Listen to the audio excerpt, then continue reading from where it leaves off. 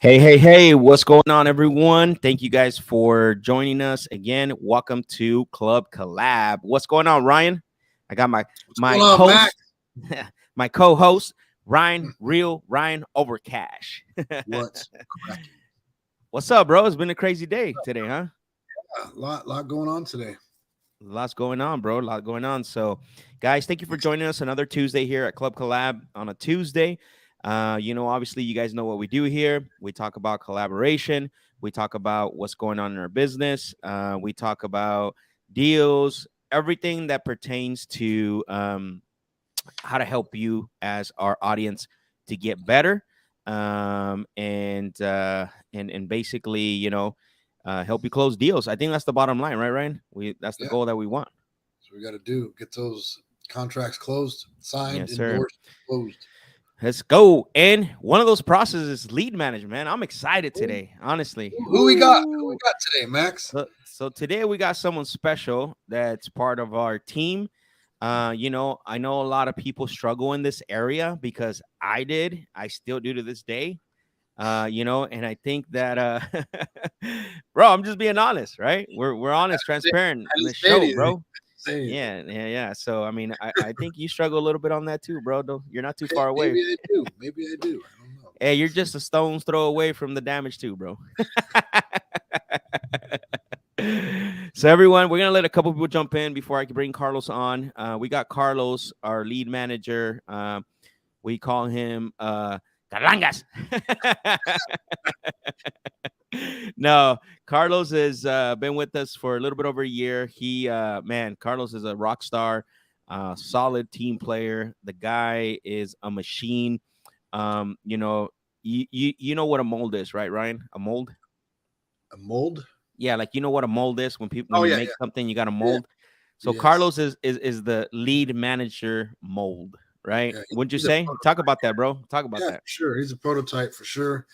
The guy came in like even with his own systems. He came in ready to go. So Carlos is relentless. I think that's perfect word to describe Carlos's work ethic with being a lead manager. Will Yeah. not give up. I don't know. I know that you and him have some saying, but it's either the homeowner has to be dead or the property sold. Yeah. We're getting ready to get him a chain because he's such a beast on follow up, and he doesn't let people slide. He doesn't allow them to, he doesn't give up on them, right? Like most people, they call him once. So we're gonna get him a chain, a big chain plaque, like a gold chain, like Flavor Flav had the watch, right? So his chain's gonna say until you sell or you die. Sell or die, baby. Sell or Yeah. die, baby. Sell or die. No, all kidding aside, guys. Thank you all for joining us. We're happy that you joined us today. We do have something special for you. We want to talk about lead management. Carlos is going to jump on here. I want to let a couple more people jump on before we bring them on and touch a little bit. But before we do that, Ryan, want to talk a little bit about what do we got going on? What's new this week? I know last week there was we had some things cooking in the hopper. Obviously, one thing that we won't say on this show is that not everything's perfect. All right, there's weeks where they're up, there's weeks when it's down, and overall, we're realists, right? We're real on the show, and we say how it is. But what's been going on this week, bro? What's new that you can talk about before we bring Carlos on? Yeah, this week has been a lot. A lot of you guys have been reaching out, so appreciate that. A lot of insight. So just asking about ARV. So people just asking for assistance right now for the main part. So we got some assistance with ARV, helping them helping them with what we came up with the ARV and why. So helping them understand why we don't just do price per square foot. So that was one of the most common things that are coming up. Yeah. Talk about that. Talk about that a little bit, because I think there are some markets that there's certain individuals that send us deals from some market and they want to comp price per square feet, right?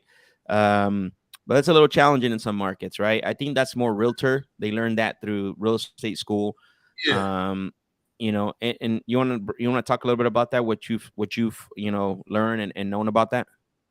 Yeah, so I think I even probably started off that way as well too before I ran into you guys. But the challenges with that is not every house is built the same, and I know you guys know that unless the house is next door to each other and identical, you can do the square foot price per square foot, but there's always going to be something different, a little bit different neighborhood, a little bit different um, demographic for where the house is at. There's going to be small things different, whether it's the house or bed or bath, whether it's carport or garage, whether it's the size of the actual lot, pool, no pool. There's just so many different options and things that that buyers look at that are not going to calculate with the square foot. It'll just get you in a lot of trouble. So the price per square foot, we got some comments on here, but I'll pop those on right now. The thing with price per square feet is, or per square foot, sorry, is that it doesn't take into account a lot of the what is it called, variables, right? So because you're doing a straight, like, the variables of a property. Now it works great if you're doing, say, a CMA, right, which is the current marketing analysis. I've never done those, but I know realtors that have done it. Sometimes though, is we don't want to rule it out completely, because there's going to be situations where there's not going to be comparables that are apples to apples, right? So sometimes you might have to do that, but for the most part, we don't spend too much time on that. It's a lot easier to just focus on actual apples to apples. Get a property, if it's got 3 bedrooms, 2 baths, 3 bedrooms, 2 baths. If it doesn't have a pool, it doesn't have a pool. If it doesn't have a garage, it doesn't have a garage. A lot of times, be careful though, because what I've noticed a lot of times is that they'll actually include the garage in the square footage. Something we're seeing a lot. I don't know if you want to talk, if you've seen that, Ryan. Yeah, I actually have. So, Mac, I think what you're getting to is this actual non-living square footage that they're including. Yeah, kind of going off novice investors and wholesalers wouldn't really catch that. Exactly. That's been the problem. So let's see. JNav says, if you guys get a chance, touch on the difference with foreclosures versus regular wholesale deals, what would be important dates I need to ask about? That's a really good question. So when you're talking to somebody that's in foreclosure, one of the things you want to ask for is, when is their auction date, right? If you're in Arizona, I don't know what market you're in, but a lot of times, like in Arizona, they'll actually post that inside the MLS, Monsoon, which is part of the MLS, and you'll get to see the date of when the property is going to auction. A lot of times they will have the date of when the property is going to auction, because that's really important. You want to know that, so you're able either to, whatever your exit strategy is, buy it, wholesale it. You definitely want to know what that auction, when that property is going to auction. I think that's probably the most important one, just because you obviously want to get the deal done before it sells. I think, what's the second part of the question? What would be important dates? I need to touch on the differences with foreclosures versus regular wholesale deals. There is no regular. I mean, the thing is, I guess the difference would be, do they owe more than what the property's worth? Do they owe more than what your max allowable offer would be? Which means that, did they just refinance 3 years ago, 2 years ago, and then they're in foreclosure, right? Just, that's really what you want to look at, but there's no difference, right? The thing is when you're talking to somebody in foreclosure, what you want to do is you want to find out what they owe on the mortgage, including what's in the arrears, fees, and they usually have a settlement statement that tells you all that stuff. And then what happens? Let's say that they owe $100,000 on a mortgage, but they got $20,000 in fees. Also includes what's in the arrears. Then now, instead of 100,000 to pay off, you got to pay off 120. And so that you have to be careful with that, right? Because if, let's say that they're in foreclosure and, all we owe is 100, but they don't include the fees, that can actually sway the deal based on, on those fees, whatever those fees are. And again, the most important dates for us is is when is that auction date happening. Appreciate it, J Knapp. Thank you for the fire emojis. Harvey, thank you for jumping on again. I appreciate it, bro. He said, what up, fellas? Happy Tuesday night. Sol de la Cruz, thank you for the fire emojis. I appreciate that. And then he says, wow, really? No price per square foot. Yeah, bro. Not at all. Not at all. This is an interesting question. You want to tackle this one, Ryan? See here. How do you guys keep the retention rate high for your cold callers? You find that a lot of them leave for a lot of different reasons. It's for us. Well, our cold callers are VAs. Is that what you're referring to? The VAs? Probably, Yeah. yeah. I guess we should go with Okay, that. so, with us right now, we've done this a couple different ways, but right now our VA cold callers are actually part of a separate company, and so they have their own leaders and their own supervisors. So they're actually trained and all taken care of for us, and then they come to our team, and they actually know all the systems. We just tell them what we want to do, and provide them the script. But we're a little spoiled in that way that they kind of come trained and set up already. So before, though, when I first started with Max, I know Max worked with some cold callers on his own, and then I had to work with them, and that was definitely a big challenge. That's why I think that was one of the reasons why we changed over to Call Magicians and Rocket Ship or Rocket Station. Yeah. I mean, right. So it's like everything, right? We're managing our own cold callers, like you're saying, Ryan. And it's a challenge. There's a lot of investment in time. And so you need to really basically, if you're going to have your own cold callers, you're gonna be required. Sorry, I'm trying to get my thoughts here. You're gonna need and you're gonna be required to spend a lot of time, so you don't have the revolving door. Um, Honestly, we moved away from that just because of that. Too much mental fuel, right? Mental energy. A lot of time spent trying to make sure that they're coach right. So we just moved over and used a company which is called Call Magicians, and basically we let them do all that, right? I think Ryan, you jump on a call with them once a week just to get them pumped up, and they have questions about the sales process, but that's Yep. about it. I mean, we're in sales, so you're going to get that that part of the business happen. That's going to happen. So Jay Nav said, thank you for answering my questions. You're welcome. You're welcome. Jay Falcon said, thank you. Or he said, yes, sir. I guess he was answering your question about the VAs. Hey, on that wholesale versus foreclosure, did you touch on if it's bank owned, you can't wholesale it? Because I remember that came up before. Well, yeah, but that's after. Yeah, well, that wouldn't be foreclosure. The foreclosure has happened already, right? So yeah, bank owned. I mean, you have to hold it for 30 days or whatever before you can sell it. Let's see. Harvey Martinez said today's lead manager topic will be super valuable. I'm going to have our lead manager hop on the stream to learn your process. Yeah, bro, bring him on. Carlos is like, he's back there like, where you at, Max? Let's get our credit card. Yeah, let's get your credit card. Oh man, we're gonna bring Carlos on here in 2 minutes. So right at the 15-minute mark, I'm gonna bring him on. I want to answer a couple of you guys' questions. So when should we transfer from cold calling ourselves to VAs? I know we need the experience, but when does it not make sense for us to keep making all the calls? So that's really simple for me. So the way I look at this is that good for you, JNAF, for actually taking the time to learn the the position. When you're ready to transfer and when you're ready to actually have the VA's cold call is if you can't keep up with your prospecting because you're going out to too many appointments. That is a sign that says, hey, I need to outsource this already.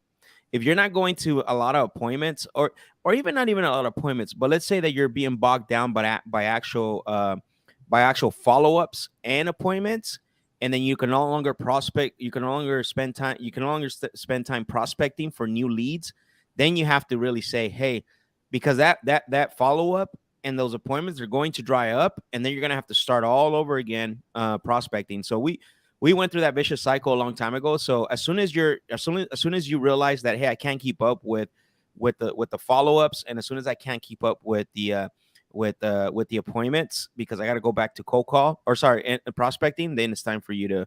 I mean, what do you say, Ryan? Yeah, no, I feel exactly the same. It's a good, like I said, it's a sign of you can't handle. You're overloaded, right? You can't handle the bandwidth, so that's a trigger to start getting some help. Yep, exactly. We're gonna answer one more question, and we're bringing Carlos on. Let's see, because it looks like we're getting to the. If I can't find any comps within a half-mile radius and similarities home styles sold, should I try to wholesale a deal in that area or not? That's a good question. So if you can't find comps, which means there's no solds. Well, actually, you're saying there is sold, but you can't find that same style. So here's where the critical thinking part has to come from your part. You can always expand a little bit out. Obviously, you're not finding. Obviously, we want to stay within the neighborhood. Once we can't find something in the neighborhood, we'll expand out. As long as you're not crossing any major highways, or anything, any neighborhoods, like when you go from new builds to older homes, you want to be careful with that. But you can expand so you get an idea, and then you're gonna have to make an educated guess on what you think the ARV is, based on that. So you can expand out, but just be careful. I would say if you're not seeing a lot of activity in the area with investors, then you need to make sure that that there might be not it might not be a deal for you. But if you can't find comps, you want to expand. The other thing too is that you can go back to comping. You can just remember, you can go 200 plus square feet, 200 minus square feet. So let's say that you're comping a 1,500, 1,500 square foot house. You can comp it to a 1,700 square foot house, no more than that. So that way you get a better idea, and then maybe you can get your ARV based on that. So hopefully that helps. So okay, so you also are cold calling. We do. Perfect. All right, let's see. Let's bring Carlos, man. I know people have been waiting for. This is what we're gonna bring Carlos on here. So let's see. Hey. Carlos, what's cracking? What's happening, everybody? Good, man. Glad to have you on, man. I know that we were shooting to have you on last week, but obviously that one didn't work out. But we're here today. So cool, man. So tell us a little bit about, I know you do a little bit right now. You're doing a little bit of everything, right? And with us on our team, but your main function is the lead management position. How long you been doing that with us now? So lead management, I've been doing this, I want to say 7 months now. So 7 months. 7 months. It's Cool, helped man. tremendous with my process. Yep. Learning acquisitions. Nice. Yeah. So one of the challenging things, and I said this starting this, right? Like that a lot of businesses have, and if it, salespeople in general, and I say business because obviously, when people it is the follow up. I know the follow up is key, right? A lot of times people talk about how it takes 8 to 12 follow ups with someone, and not even 8 to 12, but sometimes 3 to 4 months. And so for a position like yours, I mean, now that you've been in it 7 months, can you explain to our audience that are watching right now and people who are on the live the crucial importance of what you do for the business? Absolutely. So urgency, which is one of our core values, urgency is key. So, obviously we want to touch every lead as soon as it drops in. And when I say touch a lead, what I mean by that is not just make a call, but a double dial, right when that lead drops in, send an email, get a text out. And, besides that, the follow-up that I have is what we've started developing is with time blocking. So time blocking is key so that I manage my day, that I'm hitting new leads that came in, follow-ups, nurtures, and throughout my day, it's peppered with my callback scheduled, stuff that our acquisition guys touched, but it didn't, that meeting didn't go to a contract. So I follow up with that, and I'm dialing everybody until, like we say, until they sell or until they die. Ryan, you got something to add on that? No, I just love Carlos's energy. Man, he came in from day one with this energy, tenacity, relentlessness, and it works. That's how we get in touch with our sellers. And we don't really, like you said, we don't really get a hold of them right away. Day one, it takes months, weeks, days. So that's. Yeah. So guys, if you're on this live, I want you to drop your questions, drop your comments, because we're gonna have Carlos on here, and I want him to answer any questions that you have. And I want to make sure that you get your questions. Also, share this stream right now, because someone, I know that lead management is a real huge problem in some companies. But I like what you said, Carlos, right? Because I think it's a very important piece. So when a lead comes in, what are you usually looking for, or what I guess it depends. Let's say a lead comes in from our cold callers. we'll just stick with that because I know most people on here might not be doing PPC or mailers. We'll just put it because we don't text, but we do cold call or we have cold callers. So when a lead comes in from a cold caller, what does that look like when it hits you, when it hits our CRM, when it hits Salesforce? What are you So looking for? when a lead hits Salesforce, the VAs get very basic information. So I don't treat any call different, regardless if it's PPC, mailer, or a VA call. I treat them all the same. Hey, I'm reaching out to you, and the first thing we do is probably caught you at a bad time to confirm that they're okay with that conversation right then and there. Yeah. And then I ask permission. Hey, it looks like you spoke with one of my team members. I have a few questions. Is that okay with you? So I ask permission, and then I go into the call. Now on that call, it's a they've already spoke to somebody. So what I'm not wanting to do is ask the same questions that have already been asked. From They've only had hold on. Wait. That's very important right there. So the same questions that the cold caller asked, that's what you're trying to Absolutely. avoid. Got it. Do you hear Absolutely. that, guys? Make sure that you're paying attention to that because because what can happen is, and Carlos does a really good job on this, is that you need to be careful when you're calling them and try not to ask the same questions. Now, you can reference it, I'm assuming, right, Carlos? I'll let you continue. Sorry about that. I want to make that a point. Yeah, no, and that's one of the things I do is on my intro, I say, I'm just going to confirm a few things. I may need to ask you a few questions. Is that okay with you? So when I say the confirm things, I'm going over the information the VA already collected: bedrooms, bathrooms, square footage, and they may even indicate if it's a rental property with tenants, or if it's something that that they have already told them. And I said, it looks like based on what you shared with my team member, this is the case. Is that Nice. is that the fact here? Yep. Nice. I think no, that's a good point. And then basically once they confirm, right, that they do want to talk and they want to, discuss, can you give us like maybe two qualifiers that you're looking for that the VAs did not ask? We don't have to Absolutely. get too deep, but yeah, like one or two. So one or two. The main one that I'd like to understand is, so based on this property here, what would you say as the reason why you're considering selling this? Mm-hmm. And the VA may have already given me a little bit of information, so I'll tag on a little bit of information. I may put, so it says here that this was the reason why you're looking to sell. Can you tell me a little bit more about that, just to see if I can get a little more on that pain indicator? Mm-hmm. But besides that, it's time frame. Yeah. If we decide that we can work together on this deal, how soon would you be comfortable selling? Right. And a very important indicator is, besides yourself, who else has input on the sale of the property?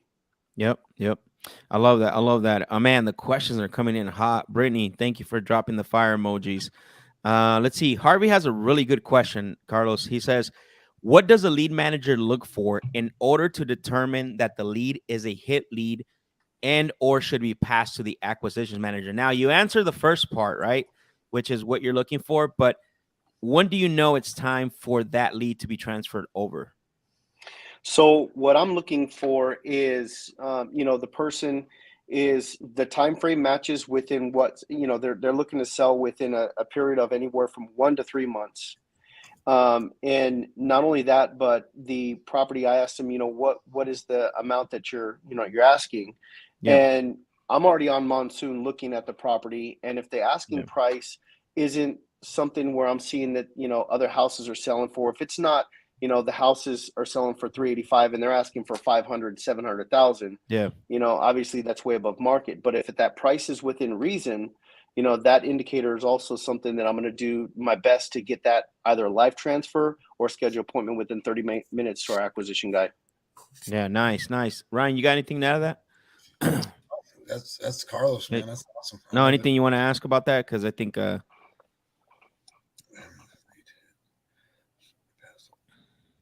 I think that's a good point there. I don't know anything else, Carlos, that you look for as far as another indicator. Yeah, I don't think that. I think that's pretty much it, right? As far as like getting them over to either Jesse or yourself. Sometimes because depending if Jesse's is occupied, is you're taking the call as well too, right? All the way through. That's right. Yep. Yep.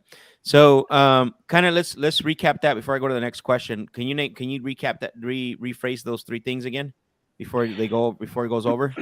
So before it goes over, the main pain indicators I want is the reason as to why they're, on the phone, why they're looking to sell. Right. Because here's the thing: you get a lot of people because you called me, Yeah. or I'm calling for the right price, or some of those very vague answers of basically get Yep. off my phone. Right. So if there's a valid reason, and we get them all the time, it's we're moving out of state. I'm needing to downsize. I've already got another house that's being built, or I have tried to sell it and the property needs too much repair, so I can't. The realtor's not going to work with me on this Got it. time frame. I need to have this done because I got a job. Like one of the calls we did, the guy, he was looking to move to Oklahoma, and he already had a job lined up and a place to go. So he was looking to get this done within 2 weeks, or 2 weeks to a month. And then input is key, because we get to understand, is there a wife involved? Is there siblings? Is it a probate matter? Is this something where somebody just passed away and they're handling the estate? Those are very important for us to know in order to pass that on to acquisitions. Cool. Yeah, nice. So it's somewhat it's some pre-qualification, but you're not negotiating, you're not doing anything that the lead manager, that the acquisitions person, in this case Jesse, right, is going to take that call to another level from that. But he's got something to basically work off of, correct?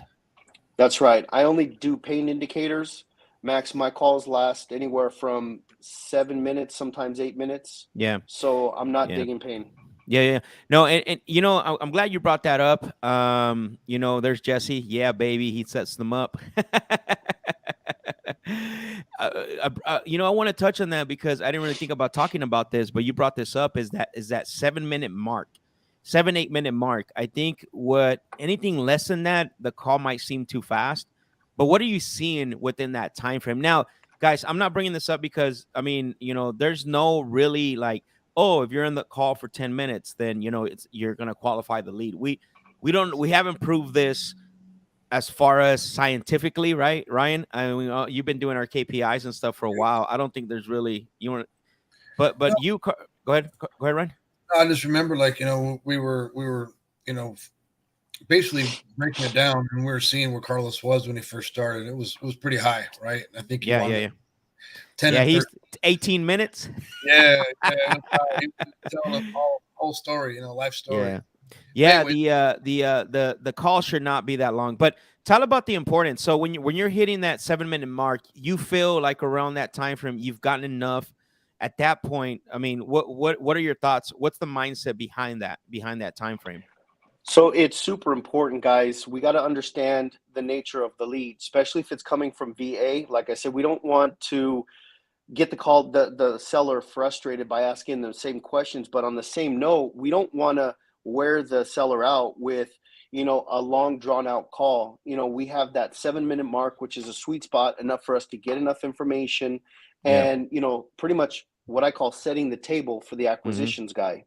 Correct. So that's going to be the right amount of time, so that we don't have again, too much time on the phone with them. We're building this friendship, and then all of a sudden they're going to talk to an acquisitions guy, and that call may take 15 minutes, 20 minutes, 30 minutes.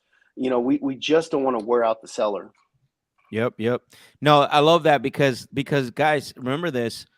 He doesn't want to wear out the sellers because guess what? The acquisition guys have to talk to them now.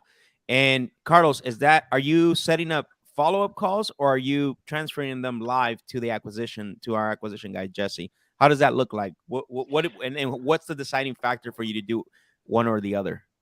So the main thing is, if I have a qualified prospect, like you say, we're in the sifting business. So I talk to a lot of people and we disqualify a lot. But if it's a prospect that is a hot lead, my number one objective is for live transfer right here, right now. Mm-hmm. Jesse's available.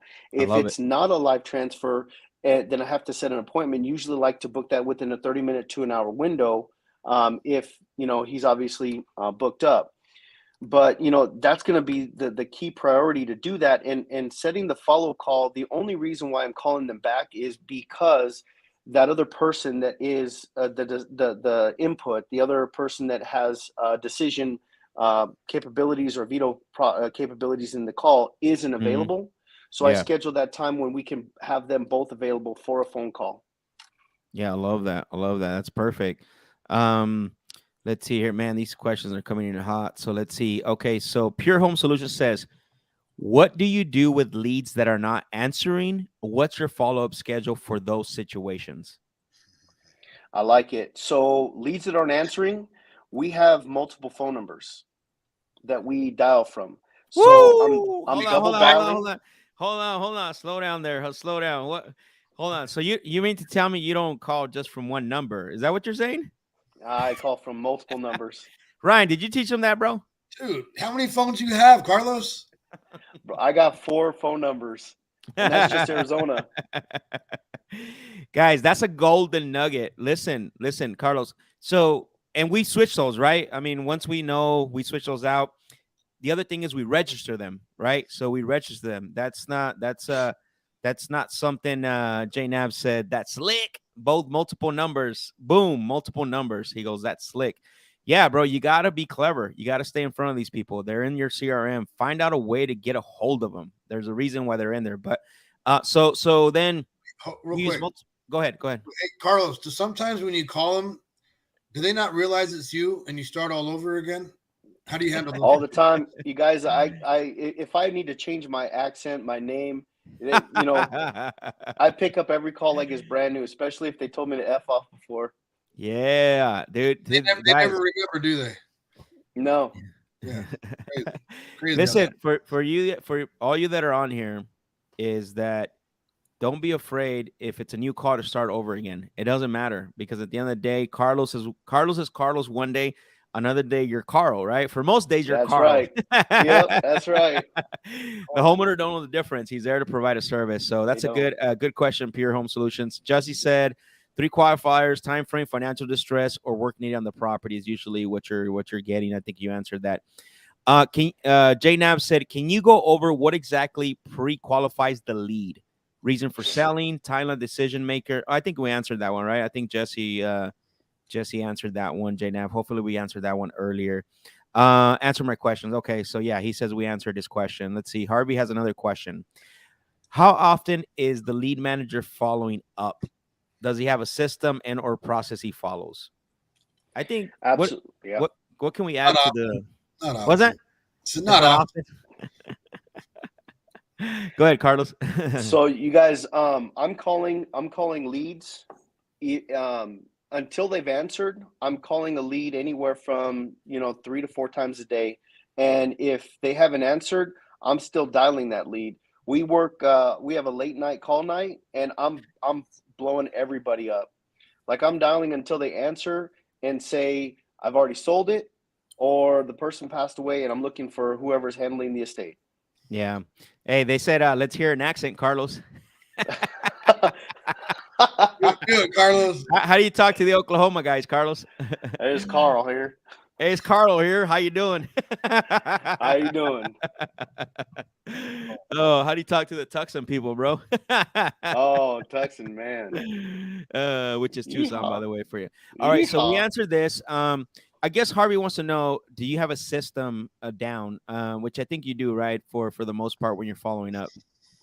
Yes, I have time blocking, so my schedule is pretty much mapped out for the week of what I'm going to hit, when I'm going to hit it, and that's going over not just leads that just came in. We've got nurture leads, we've got leads that I've set appointments for, and those appointments that didn't turn into a contract, I'm following up with even those, and I'm doing a month lag.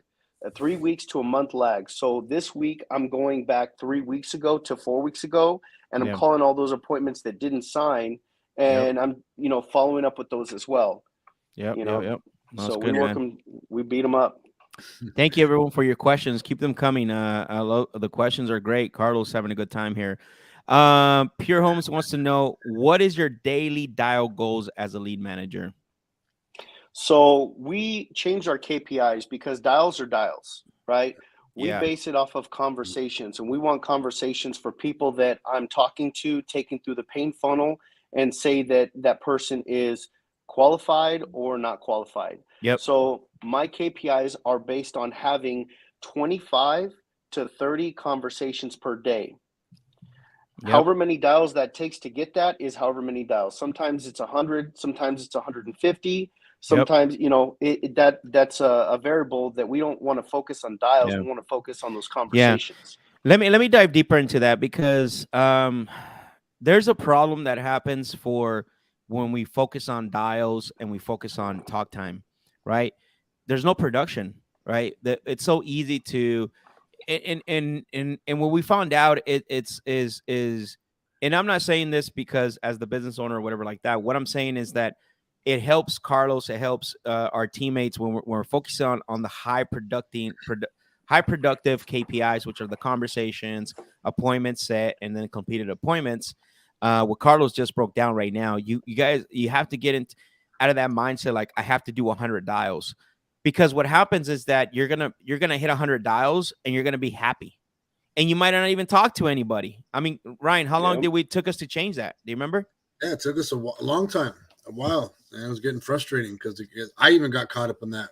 I got all excited. I made my dials, and at the end of the day, or end of the week, right? I was like, oh, wait a minute. Made all my dials, but what happened? What came of it? So yeah, exactly. So if you want to get better, you need to move away from those, we call them Pee-wee KPIs, right? Dials and talk time. You got to move into high, whatever it is. For us, it's conversations, appointments set, appointments completed, and contracts. What are the three main functions of a conversation? Is, if Carlos had a conversation, we want to get two of the three things, which is time frame, pain. We don't care about price, right? If we can get some motivation, pain, if we can get some time frame, and they don't give us the price, that's fine. But that's a conversation. Would you agree, Carlos? Is there anything that I'm leaving out there? No, that's exactly what we base our KPIs on. Yeah, pain, motivation, and Yeah, exactly. Guys, JNAV says crazy value. Guys, if you're finding value on this, the only thing we ask is share this live with someone right now. Share them, tell them what the value, take a screenshot, post it on Instagram, on Facebook. You got you got my Instagram there. Tag me, I'll tag Carlos, I'll tag Ryan. Do that for us. That helps us to get the show. We're going to keep doing this. It's just going to keep getting better and better, and we want to help as many people as possible. So Jay says, PPC warm leads that are around $200 to $400 are going the SMS route. What are your thoughts, man? Or going the SMS route. Sorry. I thought you were doing PPC and then going to SMS for some reason. So it just depends. I mean, it depends, honestly. If you have the money to keep spending, we continue to do. We don't do SMS. We continue to do PPC.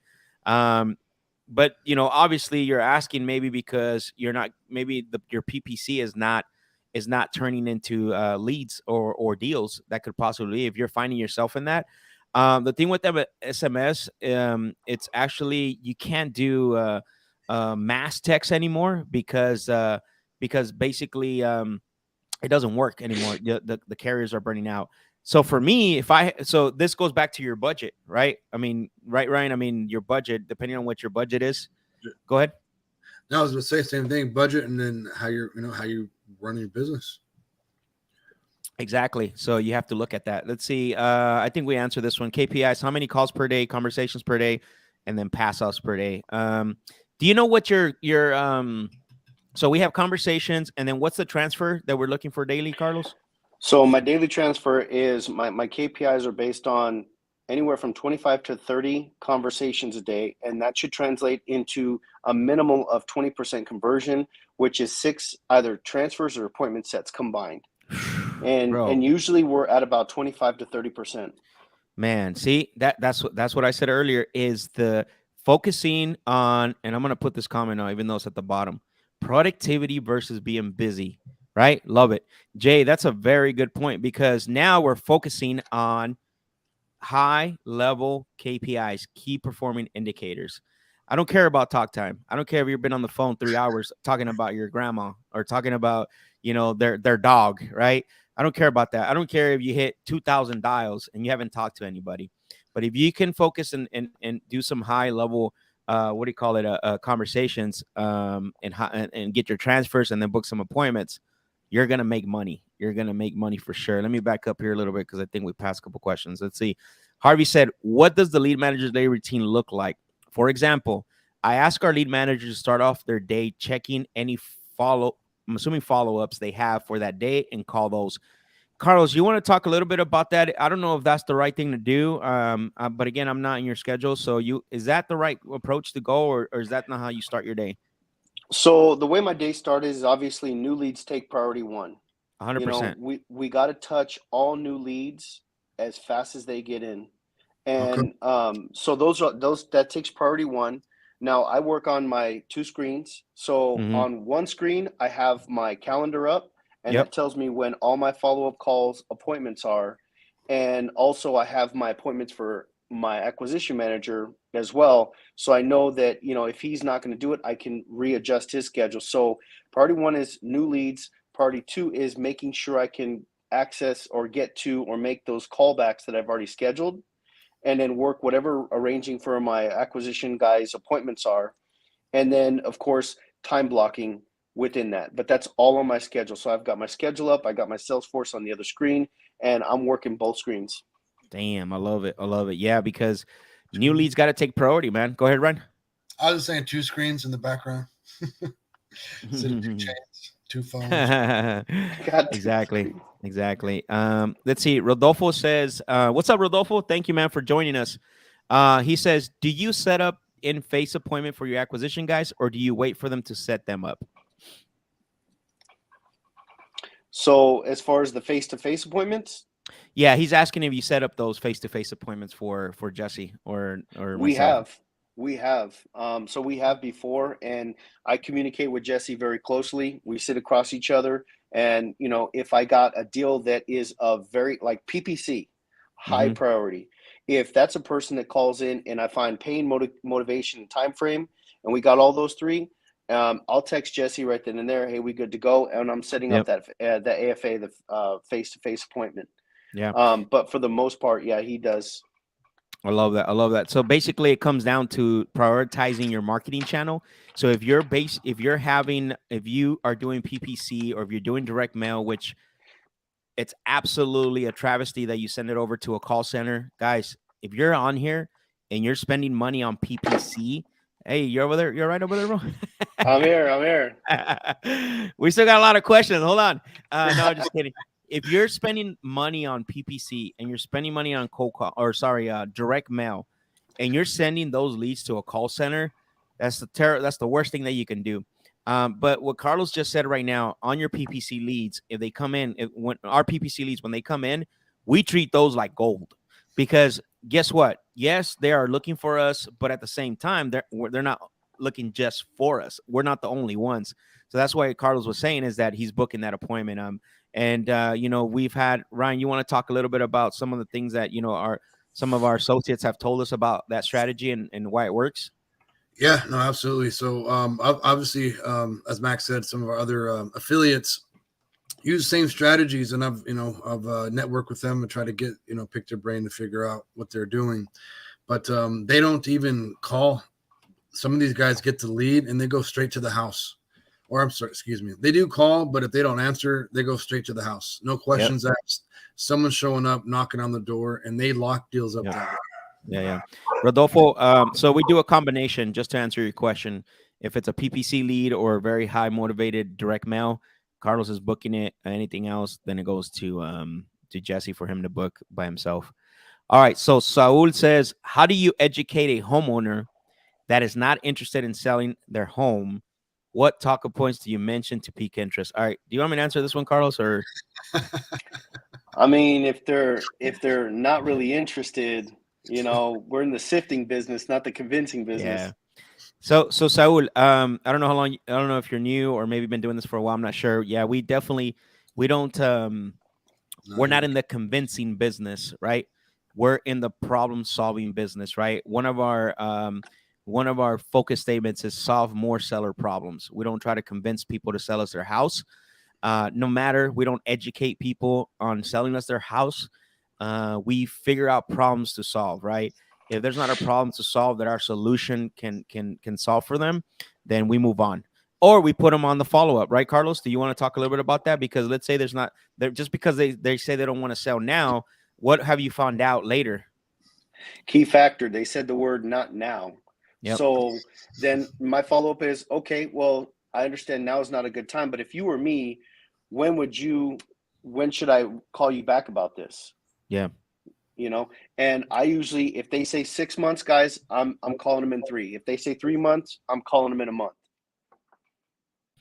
No, that makes sense. That makes a lot of sense because, again, you don't want to. Can you touch a little bit about, do we dead any leads, Carlos? No. What do we do? We basically put them in follow-up, and I schedule an event, and I create that event to call them back on a different date. And this is where I'm calling it back on a different number, treating it like a brand new call, like I've never talked to them before. Wow, that's amazing, man. Let's go. All right, so Aaron Gone. What's up, Aaron? But he's a buddy of mine. He's on here right now watching. He says, late night call night. I like that. He says, tell us more about that. You want to talk a little bit more? I'll let you guys. You want to go, Carlos, first, and then Ryan. Yep. Go ahead. So you guys, I can't stress the importance of having a late night. From the call time, I'm gonna say from 3:30 until that 7 o'clock mark, there are so many people that are available, and there's so many other acquisition guys out there that are not utilizing that time, and that's like golden for us. We're reaching people that are at work or whatever they're doing, and we're getting them. They may have submitted a lead. I can't tell you how many of the PPCs we got a hold of in those late night calls, the VA ones. VA usually spikes in that evening hour from 3:30 on till we close. But, when we get that opportunity to call them, we're touching so many more people that we normally wouldn't between the hours of, 11 o'clock to 3 o'clock. Boom. Super important. Boom, boom, boom. Yep. Right. Well, same thing Carl said, man. It's a key time. It's when everyone's home, when most people are home, and everyone else in the business is usually at home too. So, we take advantage of that. It's a good team building night as well. So yeah, exactly. We order dinner and and eat some dinner. So, all right, let's see. Other question from J Nav says, are these follow-ups only with hot leads that already pre-qualified? Any follow-ups for someone without a timeline or pain point? I think you touched a little bit on this. You want to answer that one more time, Carlos? Yeah, so follow-ups, I have 2 different types of follow-ups. I have follow-ups that are people that have gone through the pain indicator and just didn't have the rest of the time to finish the call because they were pressed or the other person wasn't there, the other deciding factor. So that would be a callback, right? And I'd follow with them. But then there's the people that have told me, maybe now is not the right time. I'm also calling them. But there's my schedule calls where, we touch and go. I talk to them and say, of course, our big thing is probably caught you at a bad time. And they say, yes. So then I'll book that out for a different time. But, as far as a follow-up, I follow up with nurture leads, again, leads that were either direct transfer or an appointment set and that we didn't get a contract out of. So all of those are all opportunities that I follow up with thoroughly. Yep. Boom. Derek says gold. Thank you for that. Awesome. Let's see. So Saul says, I appreciate what you guys do for your followers. You're welcome, man. Thank you for jumping on and get the word out there. We want to build this thing out. Believe me, one thing why we brought Carlos on here is so you guys can see that the show is called Club Collab because we want to collaborate with you, right? We're not here just to say, hey, send us your deals. We're here to help you. Carlos is actually an asset. Jessica's on here, right? Maybe we'll bring her on the show one day so she can talk about how we've been helping her reach the leads. I mean, how much communication you have with Jessica, which is a person that sends us a lead, Carlos? Yeah, we've got some, some people out there that are sending us leads. What's up, Jessica? But we're as soon as we get the lead, we work it thoroughly. I'm calling people. I'm following through our process and taking them along our process until we get either that they've already sold it or there's a no. In Jessica's case, we got one deal that she referred to us. The person ended up signing under contract with another wholesaler. That fell through. We got it back on the phone and worked with her. Now, granted, she's going a different direction, but again, we are continuing to call these leads. And I follow up with, I just text Jessica, I want to say as early as just a couple hours ago. Yep, yep. some updates. There she is. She says, "Yeah, you guys are awesome." Yeah. So boom, perfect. Like again, we're here. Ryan, you want to hit on that? I just want to say thank you. Yeah, we're definitely here. If you guys need any help closing deals in any part, obviously, a lot of the talk tonight's been about Carlos as the lead manager. But if you guys have deals and are looking for help finding buyers, obviously, I'm here to help you guys with that part. Yep, yep.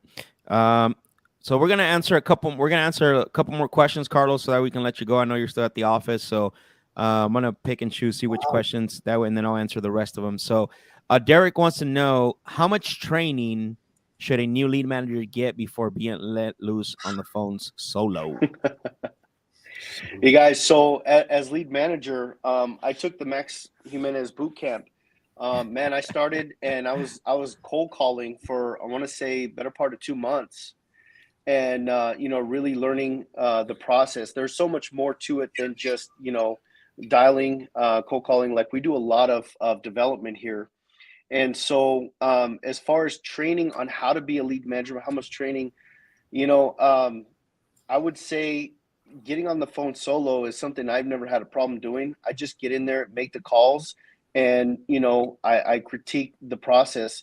It's not a very long process to learn. It's not lengthy.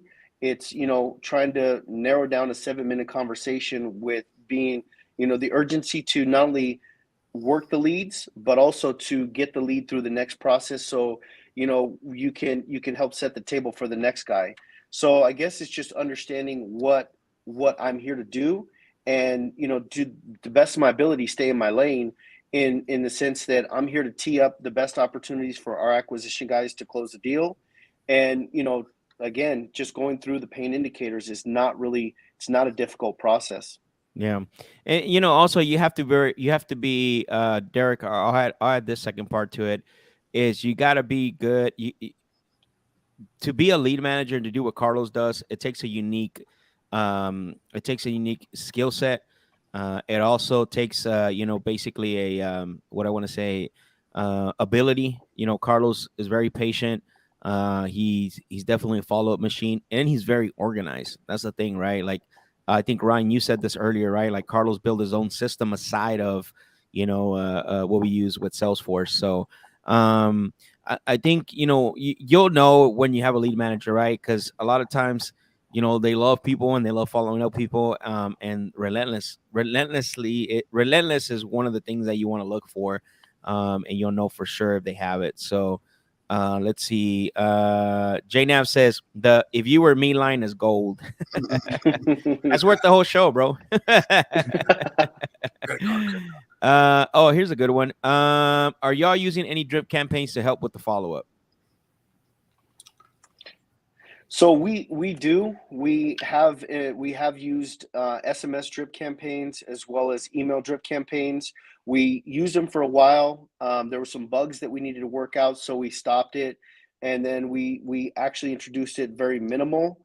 So typically every lead that drops in, a text message goes out, and then whether we get a response or not, most response say, the actual text message is, "Hey, I'm reaching out about the property. Would it be better to call or text?" Everybody says text me. I'm still calling them. Right. Yep, I love that, because at the end of the day, that's what you want, right? You want them to get on the phones, so that way we can talk to them, because that's what we want. Let's see. Do you guys give your team transparency to the KPIs? How often do you guys go over KPIs with your team? Every day. Every day. Yeah, full transparency. Full transparency. And also every single day in our morning huddle, where we not only go through the KPIs, but Carlos, you want to talk a little bit about how we each of us talk about how our day went the day before? Yeah, so we break down. Obviously, we have our personal wins and our business wins, and we go over a little bit about what's going on in our world, right? Inside MCO and outside, some of the things that we just have that really helped us have a win for that day. Yep. Right? We talk about our scorecards. Our scorecards are the KPIs. We all have accountability. We all know where we need to be, and we all know what we needed to do to make that happen. Yep. So we talk about that. and the result of that. So for me as lead manager, my thing was, obviously to get through my conversations, to get the appointments transferred to Jesse, teeing up Yep. those deals. And then for him, it is, how many of those deals turn into appointments, AFAs, over the phone or face to face, and, resulting how many contracts came out of that. Yeah. And, where we're winning at and where we need to, the opportunity of ultimately we share, because I want to know what can I do to help my acquisition team? What can I Yep. do to add more value into his day to help set him up with the best opportunities to get more Right. deals in?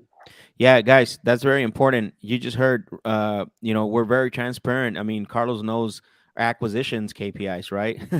And you have to, I mean, Martin, sorry, you have to go over your KPIs, because the last thing you want to do is, and we made this mistake. We didn't get to where we're at now overnight, where we looked at our KPIs.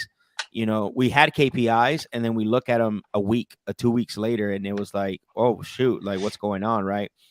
So now we're looking at them daily, and the reason why is not to micromanage, right? And we don't believe in that. But the reason why is to help and figure out where we're having the breakdowns, in real time, right, Ryan? You help create some of those. You want to hit that? Why are we doing that every day?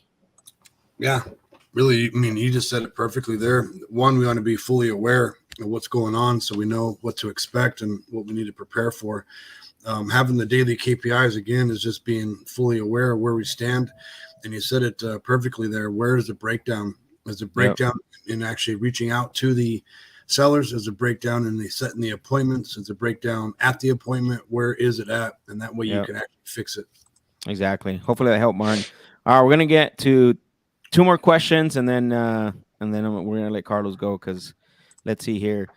Saul says, "Yes, I'm fairly new, and I'm aware that we're not in the business of convincing individuals to sell their homes. What is the approach on how to motivate those individuals to help with referrals?" Just ask them.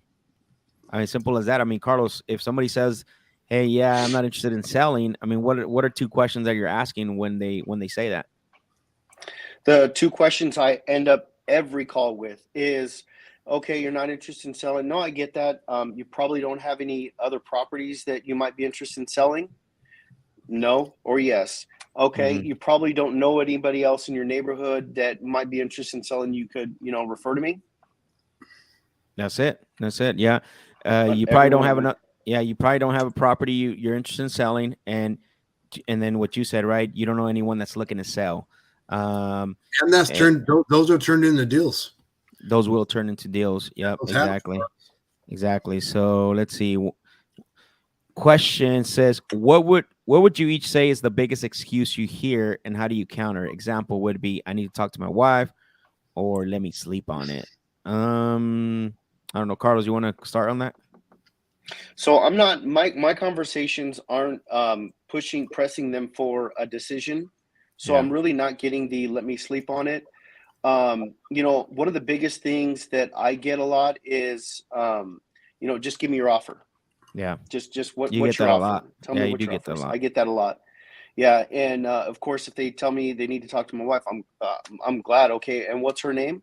Okay, and what's the best time for us to have this conversation where your wife's Yeah. available, and then I'll Yeah. schedule the call back. Yeah, JNav, what I recommend is watching a show every Thursday morning at 10 a.m. Arizona time called The Closers Lab. There's some dude on there that calls, Who's on there? I Who don't is know, that guy? some dude that calls sellers live. And if you want to know how to overcome those and hear every objection on planet Earth, it's not even an objection. They're just stalls for me. Get yelled at, overcome them. No, I'm just kidding, bro. We go live every Thursday at 10 a.m. On a show called The Closers Lab on the Real Estate Disruptors channel, not on mine. And you're gonna get to hear. Actually, there's already recorded calls, but dude, I mean, the excuses are everywhere. I mean, I need to know your number first. I need to talk to my wife. But a lot of times it depends how you set the call up. So I personally, us in the office, we don't typically run into those situations because we're tackling them up front. We want to tackle all objections. I made a video about this today, is that you need to, when you get on a call, you got to think about your top 3 objections that you always get. So mentally you're prepared for it. And that way you already have the answer for when it comes up and you're not being taken off guard. But watch the show this Thursday, 10 a.m. If you get a chance, go back and watch the pre-recordings. I like Todd Miller. Todd Miller is our friend Todd Ryan that came over to the office. Remember Todd? Oh yeah. Hey, what's going on? Yeah. He says he does a monthly voicemail drop too for all his sellers. Nice. So, yep. Let's see. One more, Carlos. Let's see. Just hit financial freedom. Quit my job to do this full time. Should I focus all my time on cold calling and nothing else? He said, "You guys are impressive." By the way, congratulations for hitting financial freedom. Man. Awesome, now you just gotta fill up that white space on your calendar. Grant Cardone said a while back, even though I'm not a big fan of all his stuff, he said white space on your calendar is the devil's playground because you're not doing absolutely nothing. You go from structure to having all this time now. Should you focus your time on cold calling? I mean, man, if you got the money, forget cold calling. Let's pay to play and let's get you, started on hire, going in and maybe you can hire a cold caller. Maybe you can hire or do some direct mail. The one thing I want to say, Jake, before is I don't know your whole experience in real estate, honestly. So if you want to reach out, maybe we can connect. Ryan, how can they reach out to you? Maybe we can help Jake out. He can come to the office. We can talk to them. Sure. Talk to him. Yeah, absolutely, Jake. My direct number 480-454-9796. Shoot me a text. Give me a call. I'm on the phone a lot, so may have to get back to you, but definitely shoot me a text, and we'll have you come by the office and talk to you about it. Yep.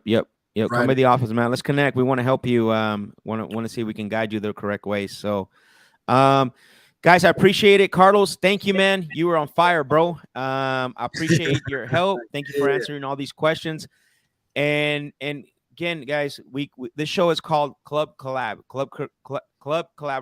because what we want to do is we want to collaborate with you. Not only do we want to work deals with you, but what we want to do is we want to make sure that that you understand that we're not just going to work deals with you. You're going to work with our team. You're going to work. Carlos is going to work your leads. You guys saw Jessica. She's an individual that sends us a lot of leads. Caxi is another individual. And Carlos is a beast. He's following up with these leads. He's qualifying them. And then they're being sent either we call them live on the show on Thursdays or Jesse calls them. Ryan, if you got a deal that you're working already, Ryan can help you. Guys, our whole staff is our transaction coordinator, our closer, Jesse. He's on the messages talking to you guys right now. He's in there. So Carlos, thank you very much, bro. Your time is valuable, and we appreciate you, bro, for being on the show. Okay. All right, brother. Thank you very much. I'll talk to you later. Peace. Drive safe. Carlito. Boom. What do you think, Ryan? Was that value awesome, or not? That was really cool, dude. That was really cool. I liked it. I know Carlos had a good time too. Yeah, he did. Thank you guys. Really, really appreciate that. Let's see here. Jay said, Max, you're fire on those live calls. I use some of your dialogues to a T. I still suck, but it works. And the seller wants me to wants to work with me. So small win, sort of. No, it's a win, man. I always say this, and I say this even on the calls. Every call should be, you should learn something from it, right? There's no call that you should walk away and say, man, that sucked. You need to look at every call individually as what did I do wrong that I need to improve on, or what did I do good that I can get better at, right, Ryan? Yep, exactly. That was perfect. What did you do right, and what did you do wrong? Exactly. Jake said he's going to reach out to you, Ryan. You want to give your number one more time? Yeah, Jake, 480-454-9796. Yep. Cool. Okay, looks like Jay Nav and Jesse are having a conversation here. Said, I appreciate this, fellas. Of course, Jay, thank you. Thank you for jumping on. Let's see. Jesse said, that's the dream team. We are the dream team. Ryan says, thank guys. Great, honest advice. Much gratitude to y'all. Thank you, bro, for turning in. Share the stream with someone. I mean, tag us on if you're getting value, all you guys that are still on here, if you're getting value, tag myself. My handle is at Real Max Jimenez. Ryan's is just at Real Ryan Overcash. We really appreciate it. Jessica, thank you for working with us and trusting us with your leads. Derek, thank you, man. Thank you for jumping on. And then Jesse said, got to count your wins. Yes, every call, you got to learn something from it, and you should get something out of it as well too. So, Ryan, so if someone wants to work with us again, what's the easiest way for them to reach out to us? Easiest way. Oh, sorry, I didn't mean to interrupt you. Sorry. Oh, you're good. You're good. My bad. Don't counsel me, dude. Don't counsel me yet. So, direct 480-454-9796. Again, the best way. Have my phone on me at all times. I'm always on the phone. Texting is always best. You can leave me your name. I'll get back to you as soon as possible. But don't hesitate. Email is on my screen here. deals@maxcashoffer.com. So either way. Yeah, boom. Jay, we definitely want to help you with that. Reach out. What we'll do is we'll connect you with Jesse, our closer. He's actually in the chats right now. So we definitely want to help you. If you can reach out, send me a DM, or if you can send Ryan an email, or if you wrote down the phone number, definitely do that. So anything you want to leave before we end this end the program today, Ryan? I just want to thank everyone for being on the show and asking the questions. It makes it really fun. I hope you guys got a lot of value out of it. It was cool being on here, and I love providing value for everyone. Yep. Cool. It looks like he said he saved your number, so we'll be hearing from you. All right, everyone. Thank you for watching tonight, Club Collab. Go rewatch this stream. Send it to someone that's struggling right now with following up leads, and somebody that's looking to, add the position of lead manager to their team. And let us know. Tag me on the stories. Tag Ryan. Tag us on social media how this has helped you. And I appreciate everyone. And we'll see you guys later.